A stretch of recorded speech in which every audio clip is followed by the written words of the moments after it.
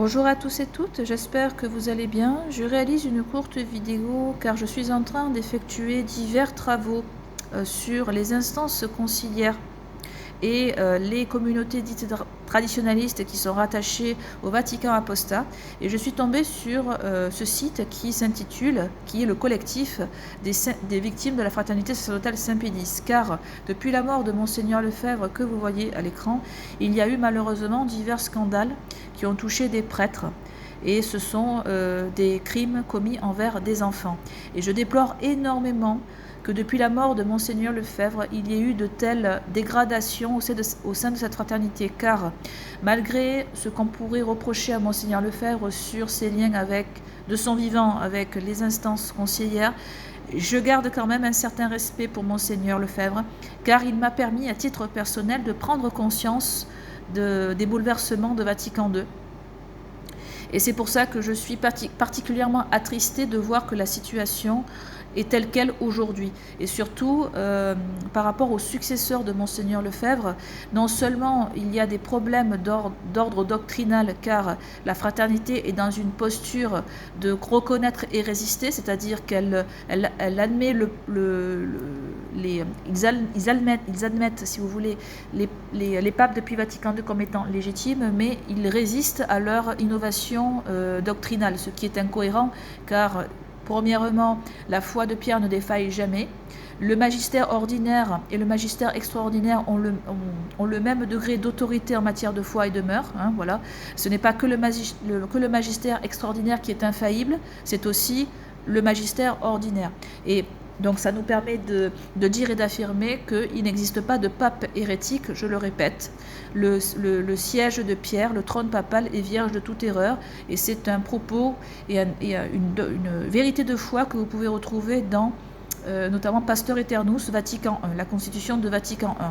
Alors, aussi, je voulais vous dire une chose, je réalise cette vidéo aussi pour vous mettre en garde contre la politique de la fraternité sacerdotale Saint-Pédis, non seulement sur leur position doctrinale, mais en plus, je crains que même les enfants qui sont dans les écoles de cette fraternité ne soient même pas en sécurité. Donc c'est pour ça que je réalise cette vidéo, non pas pour faire peur aux gens, mais pour mettre en garde les gens, les catholiques, qui voudraient donner un enseignement fidèle à notre foi.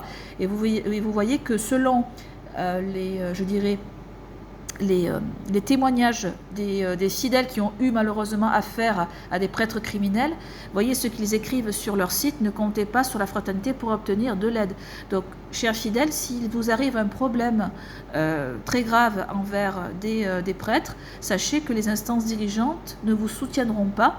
Vous serez livré à vous-même pour faire certaines démarches d'ordre juridique, ce qui est scandaleux, car au moins, si ça fait partie même de la doctrine catholique, c'est-à-dire que dans le droit canon, il y a toutes sortes de mesures pour écarter les prêtres criminels, mais je ferai une vidéo plus en détail sur ce point, car contrairement aux institutions conciliaires ou encore avec la fraternité, sachez que la véritable Église catholique avait dans ses dispositions de droit canonique des lois pour écarter les prêtres criminels et de manière efficace, j'insiste. Et de plus, sachez qu'il a existé ce qu'on appelle des prisons monastères, c'est-à-dire que les clercs, lorsqu'il y avait eu une enquête, une procédure canonique pour attester qu'il y avait bien eu un crime de diverses sortes, ça pouvait être de nature sexuelle mais autre, eh bien sachez qu'il existait à une époque ce qu'on appelle des prisons monastères. Donc ce n'était pas uniquement des retraites, le fait de d'écarter des prêtres criminels pour les mettre dans un endroit qui ressemble plus à des monastères dorés, des espèces de prisons dorées, mais non, c'était vraiment, à l'époque, c'était vraiment des prisons, dans le sens où il y avait des barreaux, c'était vraiment, le monastère en lui-même n'était pas du tout un endroit où il faisait bon vivre, voilà. Mais je développerai ce point plus en détail dans d'autres vidéos. Voilà. Donc pour vous dire que, chers fidèles, soyez prudents. Non seulement la fraternité sacerdotale Saint-Pédis ne vous garantit pas d'avoir une doctrine fidèle à la foi catholique, au magistère, mais en plus, vos enfants sont ouvertement en danger dans cette fraternité. Voilà. Et écoutez, je vais m'en arrêter là. Je vous remercie de liker, de partager. Soyez bénis. Au revoir.